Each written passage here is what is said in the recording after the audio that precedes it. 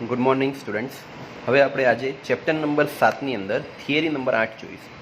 હવે આ થિયરી શું છે તો એલસીઆર શ્રેણી પરિપથના અનુનાદ માટે અનુનાદની આવૃત્તિ અને અનુનાદ વખતે પ્રવાહનું સૂત્ર આઈઆરએમએસ પ્રવાહના સૂત્ર પરથી મેળવો.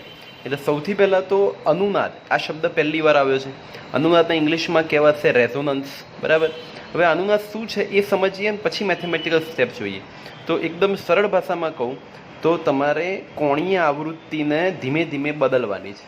કોણીય આવૃત્તિને વેરી કરવાની એટલે આપણે ચેન્જ કરવાની. બદલતા બદલતા એક એવી કોણીય આવૃત્તિ આવશે જેને આપણે ઓમેગા 0 કહીશું, અને એ આવૃત્તિ પર તમને પ્રવાહ મેક્સિમમ મળશે. જે આરએમએસ પ્રવાહ હશે એ કેવો મળશે? મેક્સિમમ મળશે. ક્યારે? કે કોઈ એક નિશ્ચિત કોણીય આવૃત્તિ માટે. અને જ્યારે પ્રવાહ મહત્તમ મળે તો તમને બધાને ખબર છે કે પાવર P બરાબર VI થાય. તો પ્રવાહ મહત્તમ હોય તો પાવર પણ મહત્તમ જ થાય. એટલે પાવર મહત્તમ મળે અને પ્રવાહ મહત્તમ મળે એવી ઘટનાને અનુનાદ કહે છે, બરાબર. અનુનાદની ઘટના થવા માટે ફ્રીક્વન્સી એટલે કે કોણીય આવૃત્તિ બદલવાની છે, અને પર્ટિક્યુલર કોઈ કોણીય આવૃત્તિ પર પ્રવાહ મહત્તમ થવાની ઘટનાને અનુનાદ કહે છે.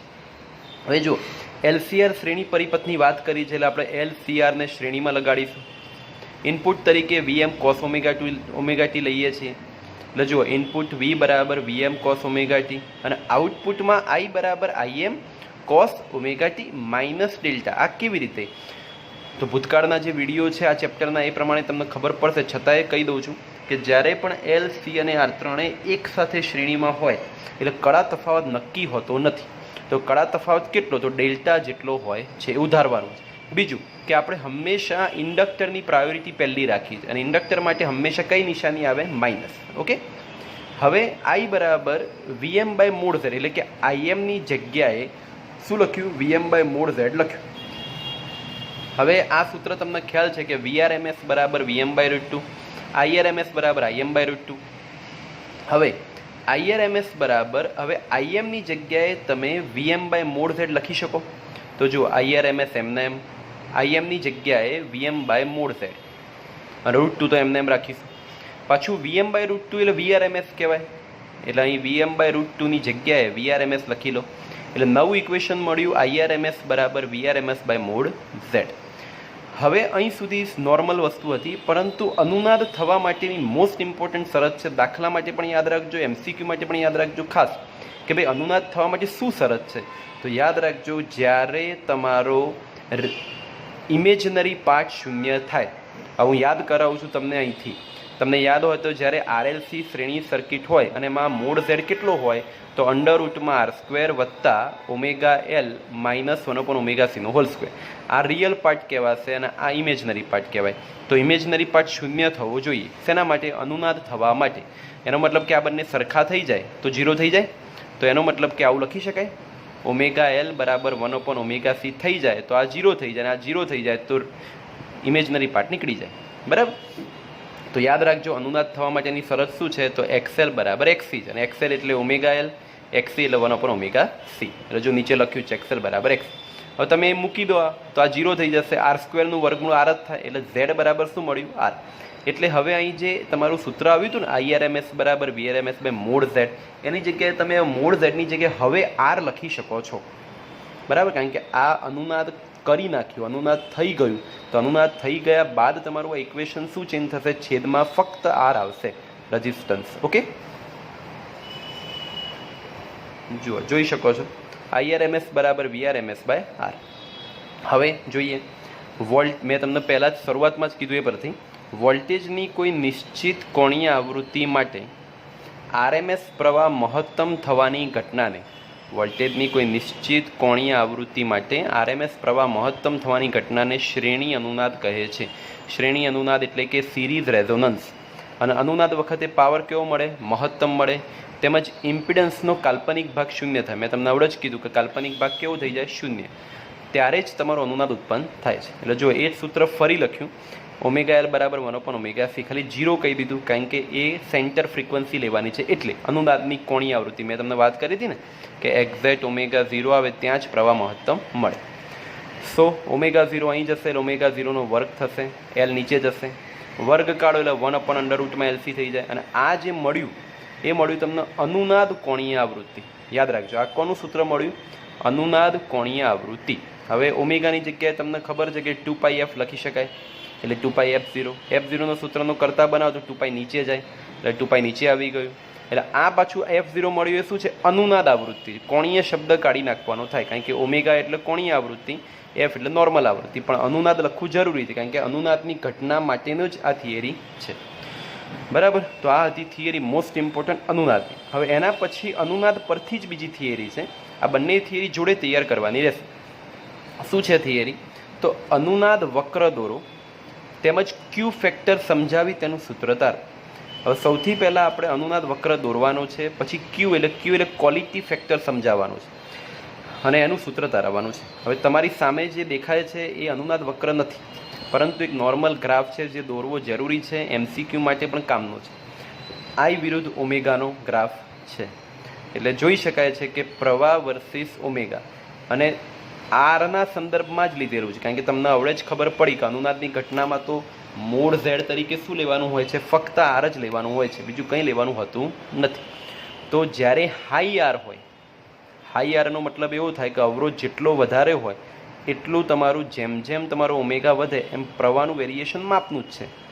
જેમ જેમ અવરોધ ઘટતો જશે એમ, કારણ કે આવડે જ આપણે ઇક્વેશન જે જોયું એમાં છેદમાં આર છે, એટલે કોમન સેન્સ છે કે અવરોધ વધે એમ આઈ ઘટે.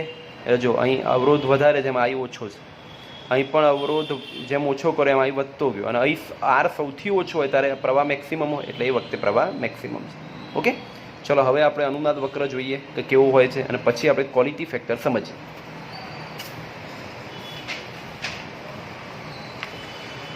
જો આ તમારી સામે જે છે એ અનુનાદ વક્ર કહેવાય. બરાબર? અનુનાદ વક્ર શું છે? તો પ્રવાહ વિરુદ્ધ ઓમેગાનો ગ્રાફ છે. હવે શું છે, મેં તમને પહેલાં જ કીધું એમ કે ઓમેગા 0 તમારે અહીંથી 0થી ધીમે ધીમે કોણીય આવૃત્તિ બદલવાની એક એવી આવૃત્તિ આવશે કે જ્યાં તમને પ્રવાહ મેક્સિમમ મળશે. એટલે જો અહીં લખેલું છે આઈ મેક્સ. બરાબર? હવે કેવું થાય કે આ થોડું હું તમને સમજાવવાનો પ્રયત્ન કરું. ચેનલ સિલેક્ટિવિટી માટે આ ગ્રાફ હોય છે. એટલે કે શું, આજે આપણે રિમોટ કંટ્રોલ દ્વારા સ્ટાર પ્લસ કે સોની ટીવી બધું બદલતા હોઈએ છીએ. આજથી 15-20 વર્ષ પહેલાંના જે ટીવી હતા એમાં ટીવીની નીચે આવી રીતે એક આવતા હતા નોબ. આવા નોબ ફેરવવાના હોય. નોબને તમે આ રીતે ફેરવો ને તો ધીમે ધીમે ફેરવતા વચ્ચે જરી આવે, પછી અચાનક સોની ચેનલ આવે, પાછી ફરી ફેરવશો ને જરી આવે, પાછી સ્ટાર પ્લસ આવે. એટલે આ જે થતું ને એ શું કરતા હતા? ચેનલને સિલેક્ટ કરતા હતા, આ ફ્રીક્વન્સી બદલતા હતા. એટલે આવૃત્તિ બદલવાની, નોબ ફેરવીને અને તમને ચેનલ મળતી જાય. તો હંમેશા યાદ રાખજો કોઈ પર્ટિક્યુલર ઉપર, એટલે એનો મતલબ કે આ ફ્રીક્વન્સી એક્ઝેક્ટ આવી જાય ને તો ક્લિયર કટ દેખાય, પરંતુ એવું તો શક્ય નથી દર વખતે કે એક્ઝેક્ટ ચેનલ સિલેક્ટિવિટી થાય. એટલા માટે એક બેન્ડ લેવામાં આવે છે. બેન્ડ એટલે કે એના આસપાસના વિસ્તારમાં પણ તમને ચેનલ સારી દેખાય. કોઈ વ્યક્તિ અહીં સુધી સિલેક્ટ કર્યું તો પણ એને ચેનલ દેખાવી જોઈએ, એટલા માટે રેન્જ લેવી પડે. એટલે ઓમેગા 1 અને ઓમેગા 2 એની રેન્જ છે. એટલે જો અહીં ઓમેગા 1 થી ઓમેગા 2 ત્યાં સુધી આવું બતાવેલું છે, એટલે આટલા ભાગમાં તમને ક્લિયર કટ ચેનલ દેખાશે.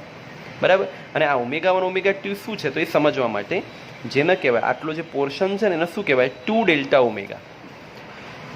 2 ડેલ્ટા ઓમેગાને કહેવાશે બેન્ડવિડ્થ. શું કહેવાશે? બેન્ડવિડ્થ. એટલે કે આટલા ભાગમાં બેન્ડવિડ્થમાં ચેનલ પરફેક્ટ દેખાશે. અને એનું સૂત્ર છે 2 ડેલ્ટા ઓમેગા બરાબર ઓમેગા 2 માઇનસ ઓમેગા 1. હવે ઓમેગા 2 તમને બધાને ખબર છે કે 2πf2 થાય. 2π અચળ પછી લેતો નથી, એટલા માટે f2 માઇનસ f1. એટલે આ ઇક્વેશન MCQ માટે ખાસ યાદ રાખજો કે બેન્ડવિડ્થનું સૂત્ર શું છે તો કે ભાઈ 2 ડેલ્ટા ઓમેગા બરાબર ઓમેગા 2 માઇનસ ઓમેગા 1 અથવા તો f2 માઇનસ f1. હવે આ કેટલું કિંમત છે તમે ધ્યાનથી જુઓ કે અહીં 0થી શરૂ થાય ને આ મહત્તમ 1 હોય તો અડધે 0.5 કહેવાય, તો આ કેટલું હોય? 0.7ની આસપાસ હોય. અને સૂત્ર પરથી પણ તમને ખબર પડી જાય. આપણું એક ઇક્વેશન છે જ કે IRMS બરાબર Im/√2. તો 1/√2 કરશો ને તો તમને 0.707 જ મળશે. એટલે આ તમારી રેન્જ થઈ ગઈ, આટલામાં જ તમને ચેનલ પ્રોપર મળશે. એટલે આ હતો અનુનાદ વક્ર. હવે આપણે ક્વોલિટી ફેક્ટર શોધવાનું સૂત્ર તારવા માટે આગળ વધીશું. જો LCR શ્રેણી અનુનાદ વક્રની તીવ્રતા ક્યુ ફેક્ટર વડે જાણી શકાય છે. એટલે તીવ્રતા જાણવી હોય તો ક્યુ ફેક્ટર જોઈએ. 2 ડેલ્ટા ઓમેગા શું છે? બેન્ડવિડ્થ છે. જેમ જેમ બેન્ડવિડ્થ ઓછી એમ અનુનાદ વક્રની તીવ્રતા વધારે. સાચી વાત છે. તમે વિચારો, જેમ જેમ આ બેન્ડવિડ્થ ઓછી થતી જાય એમ, ધારો કે અહીં 2 પોઈન્ટ હોય તો તીવ્રતા કેટલી શાર્પ થઈ જાય. પછી તમને બધાને આ સૂત્ર ખબર જ છે કે જ્યારે LCR શ્રેણી પરિપથ માટે કરંટનું સૂત્ર શું છે? તો Im બરાબર VM by mod Z. Mod Z એટલે અંડર રૂટમાં R² વત્તા omega L minus 1/ωc² square. અનુનાદ વખતે પણ આપણે હવે લાસ્ટ થિયરીમાં જ જોયું કે ω0 બરાબર 1/√LC થાય.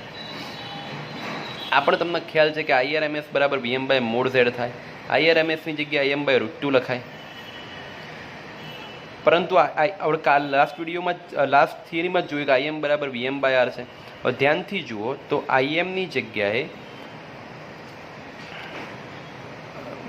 આ જે તમારું સૂત્ર આવ્યું એમાં તમે Imની જગ્યાએ VM બાય R મૂકો. અહીં Imની જગ્યાએ તો VM બાય R √2 તો છે જ, અને આ બાજુ VM એમને એમ રાખો અને મોડ ઝેડની જગ્યાએ અંડર રૂટમાં R² વત્તા ઓમેગા એલ માઇનસ 1/ωc² લખી શકાય છે. બંને બાજુથી VM ઉડી જશે. આ નીચેનું પદ આ બાજુ જાય અને આ બાજુનું પદ આ બાજુ જાય, એવું કરીએ આપણે. બરાબર, ધ્યાન રાખજો. આ પ્રોસેસ છે ક્યુ ફેક્ટર શોધવા માટે.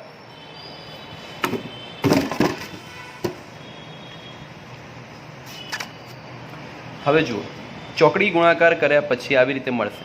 હવે વર્ગમૂળ કાઢવું હોય તો બંને બાજુ વર્ગ કરવો પડે. તો બંને બાજુ વર્ગ કરશો તો અહીંથી તો ખાલી વર્ગમૂળ નીકળી જશે. અહીં √2નું વર્ગ કરો એટલે 2 થાય અને આરનું વર્ગ એટલે R² થાય. હવે આ R² પેલી બાદ લઈ જાઓ એટલે 2R²માંથી એક R² જ્યારે R² રહેશે. જ્યારે વર્ગ કાઢો ને ત્યારે હંમેશા શું થાય? અહીં પ્લસ ઓર માઇનસ R મળશે. હવે તમારી પાસે બે ઓપ્શન છે, એક પ્લસ R લેવાનું અને બીજી વાર માઇનસ R લેવાનું. એટલે જુઓ, ω1L માઇનસ 1/ωc બરાબર માઇનસ R લીધો.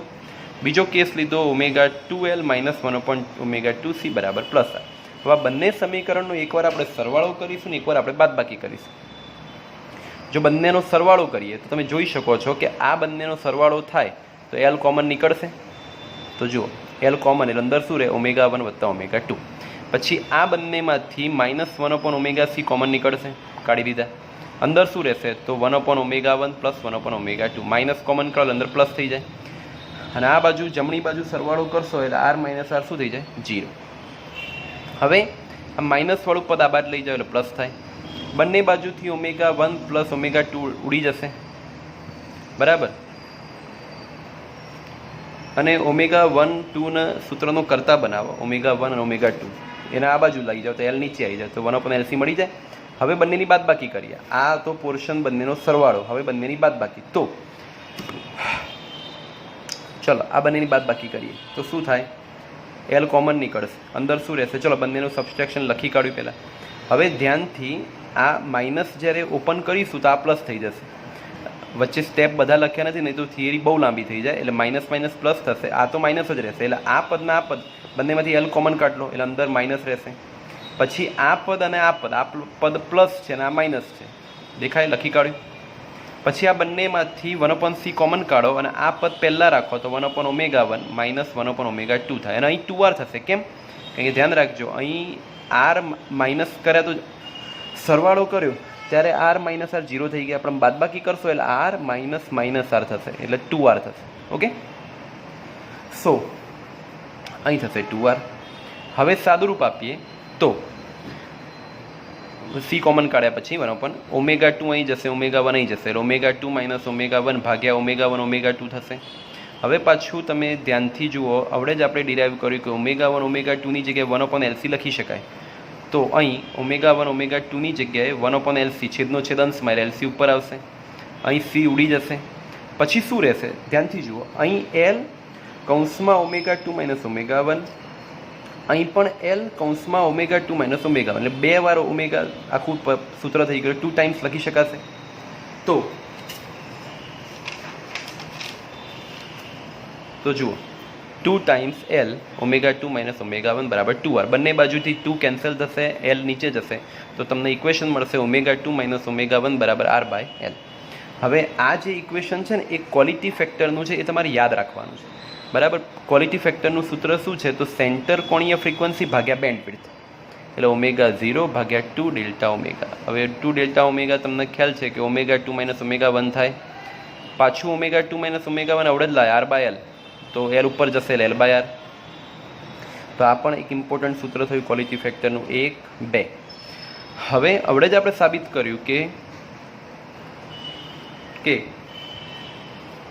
ω0ની જગ્યાએ શું લખી શકાય? તો 1/√LC લખી શકાય. ઓકે, અને L બાય R એમને એમ રાખ્યા. હવે આ L છે એને આવી રીતે √L લખાય. અને છેદમાં રૂટ એલ અને રૂટ સી છે, તો એક રૂટ એલ જશે તો રૂટ એલ ભાગ્યા રૂટ સી, અને આવી રીતે લખી શકાય. તો આ તમારું ક્યુ ફેક્ટરનું ત્રીજું સૂત્ર. એટલે 1, 2 અને 3 સૂત્રો તમે યાદ રાખજો. ક્યુ ફેક્ટર પરિપથના બધા જ ઘટકોના મૂલ્ય પર આધાર રાખે છે. ક્યુ ફેક્ટર પરથી પરિપથનું ટ્યુનિંગ કરી શકાય, સિલેક્ટિવિટી કરી શકાય. રેડિયો અને ટીવીના એન્ટેના પર આપવા થતી ઘણી બધી આવૃત્તિઓમાંથી કોઈ એક પસંદગીની આવૃત્તિ મેળવવા માટે ક્વોલિટી ફેક્ટરનો ઉપયોગ થાય છે. આ છેલ્લી વસ્તુ મેં તમને પહેલાં જ શીખવાડી હતી કે ચેનલ સિલેક્ટિવિટી એટલે શું. ઓકે, સો આ ચેપ્ટર, આ થિયરી અહીં પૂરી થાય છે. Thank you.